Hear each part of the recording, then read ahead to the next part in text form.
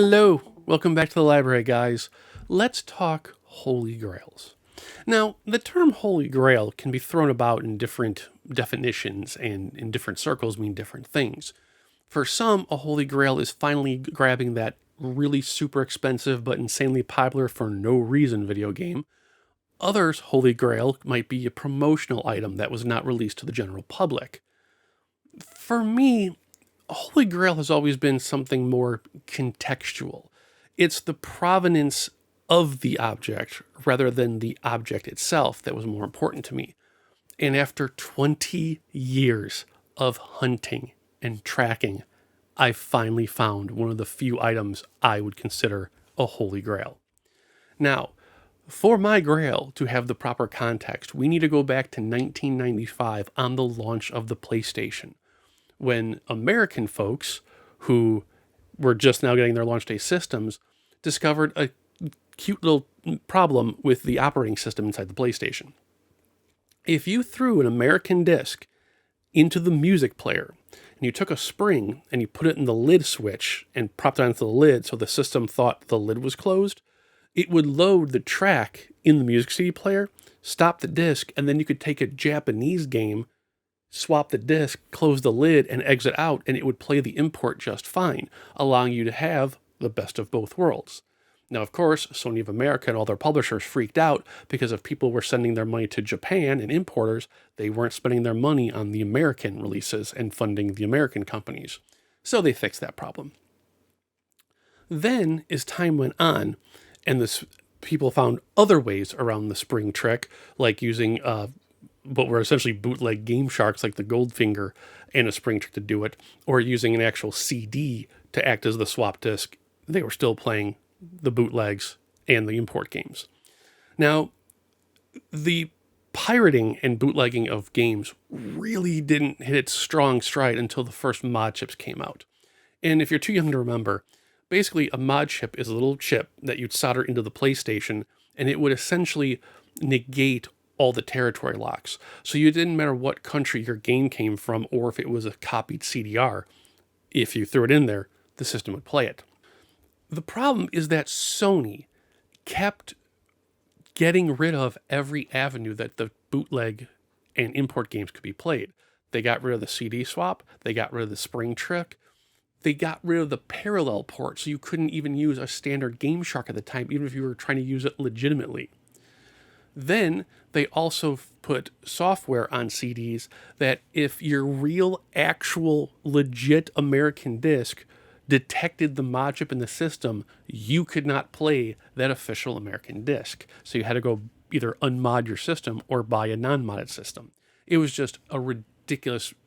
The war between the legitimate importers and people that did want to use bootleg CDRs and Sony, it was this nonstop battle. Like, with that all in mind, we come to my Holy Grail.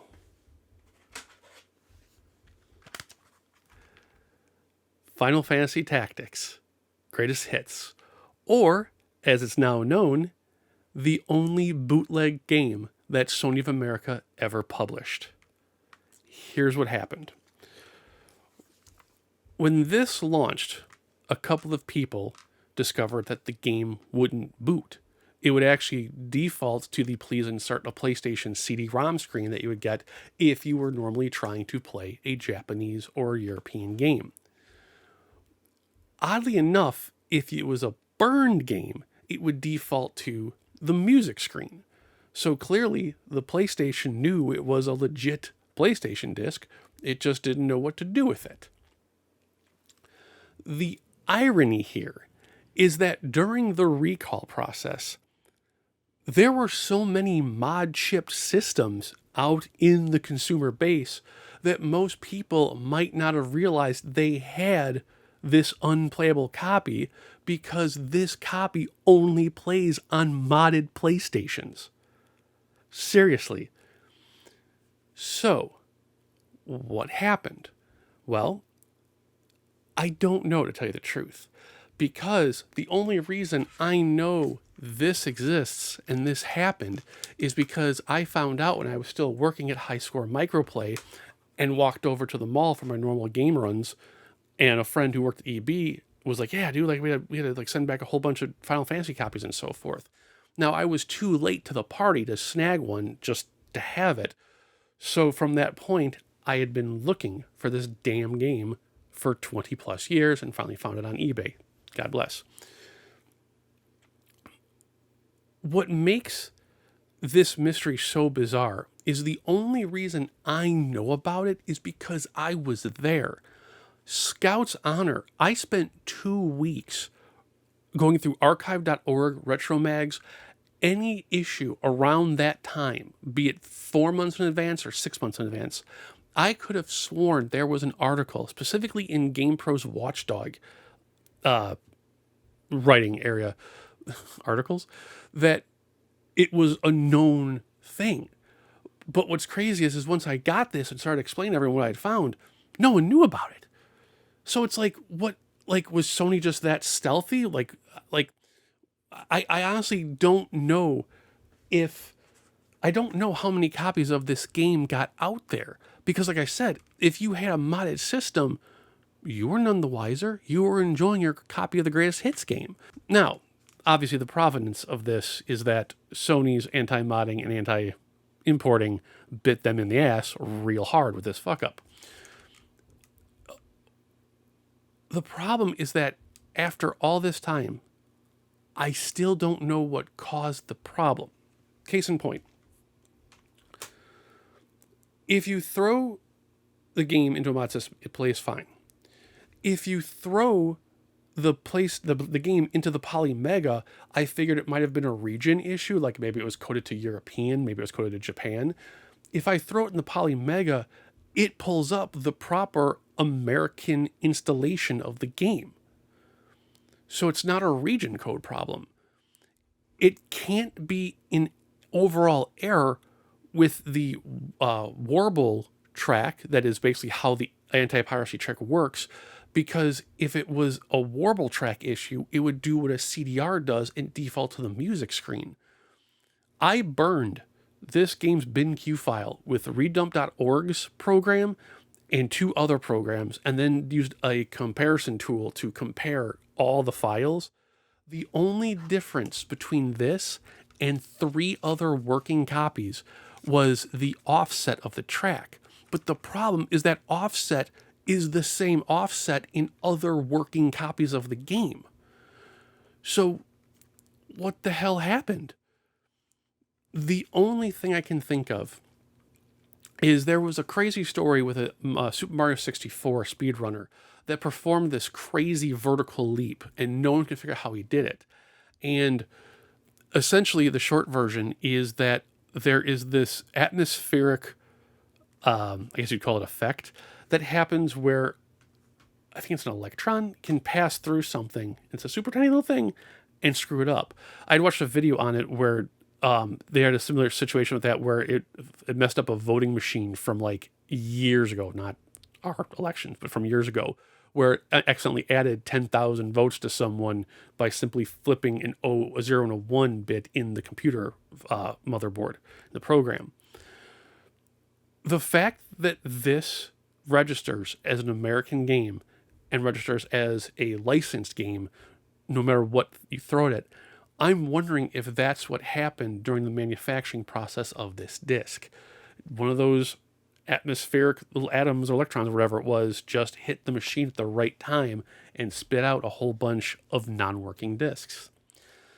Now, what's cool about the greatest hits games, at least most of them, is that they're printed on what I would call blank CDs, meaning the artwork is silkscreen, but you can still see the shiny disc. I don't know how well this is going to work. If it doesn't, I'll just put an image over it. But there's data in, it's not going to work. But basically there is information on this hub, this circle that goes around. And I was using that and going through every auction on eBay, trying to find discs that were super close or an exact match to that manufacturer number. I found 2.